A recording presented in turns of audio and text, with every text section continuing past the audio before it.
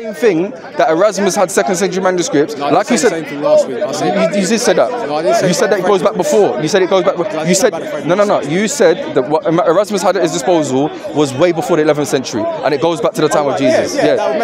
So where's your evidence? You didn't have it then. I highlighted the problem with what you're saying. Like I've just highlighted it now, and you've gone away and you haven't come back with the proof. You had a week to do it.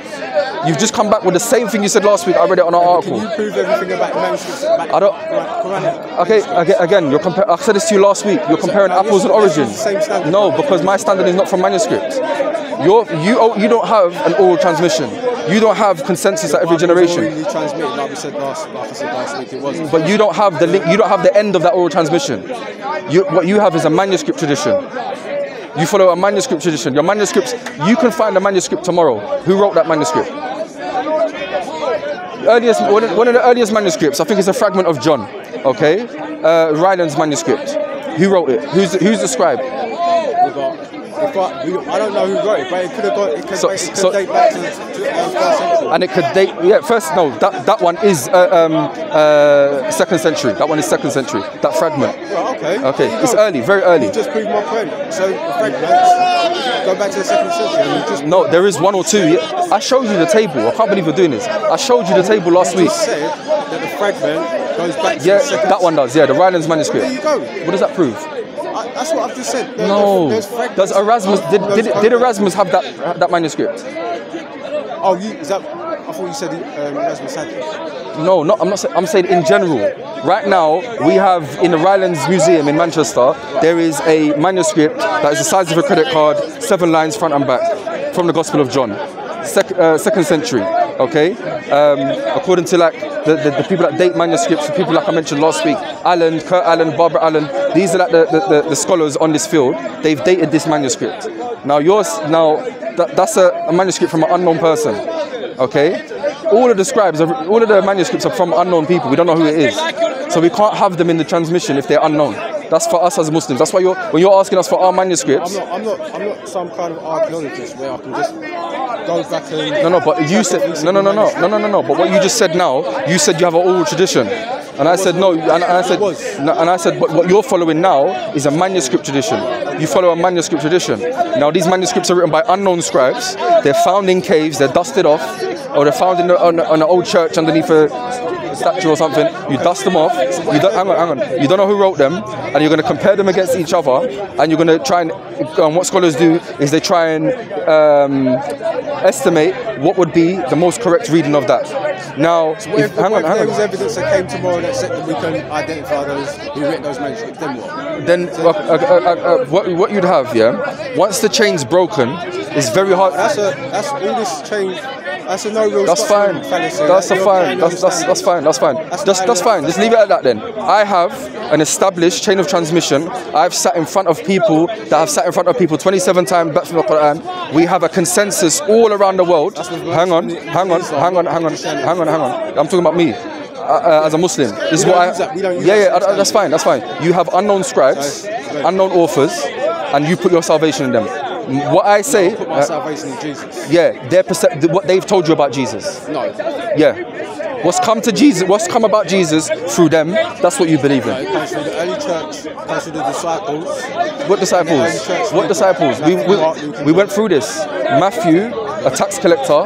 How was he writing a gospel in highly polished Greek? You actually said last week. I just want you to see on this on camera. Hang on. And told me. Hang on. You said last week. How can you prove that? You said that's subjective to you. That'll be subjective to you. Could you prove it? That'll be subjective to you, and you can't. It's about what you can establish. It's about what you can establish. You can't establish that. You can believe whatever you like. No. Because you just said to me. You just said to me right now. Answer that question right now. Hang on. He did. No, there was no witnesses in the case. Slow down. Yeah. Slow down. No, it's not slow down. Let me answer them. So you can't apply a standard to me. Yeah. When you don't follow that standard. No. I fully follow the standard. Hear the point. Do you want the answer? Or do you just want to say I'm following a double standard? Speak. Do you want the answer though? Yeah, I'm waiting for you to speak. No. Do you want the answer though? What, to what? Are you going to listen to me? All right. You mentioned about Matthew, okay? And then you went on to another point about Muhammad, no eyewitnesses, alayhi salatu wasalam.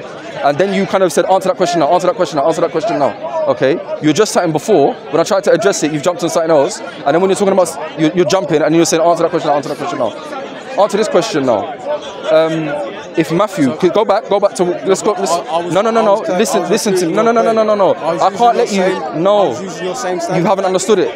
You haven't understood it. I'll explain. You said, listen. How can you prove something without having... I'll explain. And Muhammad never had I'll explain. If you want to listen, if you want to ask a question, listen and hear the answer. Don't jump. Yeah? Because you jumping all over the place last week. Yes, you was. You actually told me that Jesus spoke Greek to his disciples. That's a red herring. That's a different subject. Did you? No. You was jumping all over the place yesterday. Last week. You satisfied that last week. And what was the answer? What? You said, because I just want to see if you've changed, if you listen to anything I say. You said last week that Jesus preached in Greek, that's why we have the Gospels in Greek. Is that correct? I don't remember particularly. You don't remember saying that? What? I said that Jesus spoke in Hebrew. No. You said he spoke in Greek. That's why we have the Gospels in Greek. You can't remember saying that? I said to you, because he's a Jew, so obviously because he would have spoke Hebrew. Then it's most likely that he would speak Hebrew. So when I asked you about why the Gospel's in Greek, yeah, what did you say? We already settled this last week. So and what was the conclusion? No, it's not. It's not because it's about Matthew. No, we already settled. No. It's about Matthew. It's about Matthew because you mentioned we have Matthew, we have the eyewitnesses, and I asked you the question. No, it's not. I'm addressing what you said. I'm saying in order. What we said last week. I'm addressing what you said in order. Yeah. You just said before you talk about what we said last week. Okay, and just now, in order. Before you said about Muhammad, peace be upon him, in the cave with no eyewitnesses. Yeah. You mentioned before that Matthew, so I'm going in order. I'm not letting you come and open up anything you want, and then I've got to jump from where you're going. You got to follow an order. If we talked about something, we're not going to move on until we address that. You said you have the Gospels from the early eyewitnesses, like Matthew. Now, the whole reason I'm talking about the Greek is because what we have now is a highly polished Gospel of Matthew in Greek, knowing that Jesus' disciples were primarily fishermen and not in a derogatory way, but what they were called peasants. Okay, these were poor people. These were the lay people of the time. They were fishermen. It's very unlikely that they would have spoke highly polished Greek. We also have. Hang on. Christian scholars will say the same.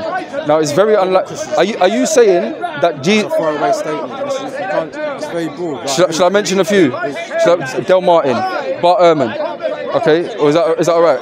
Bart Ehrman was Christian and then became agnostic.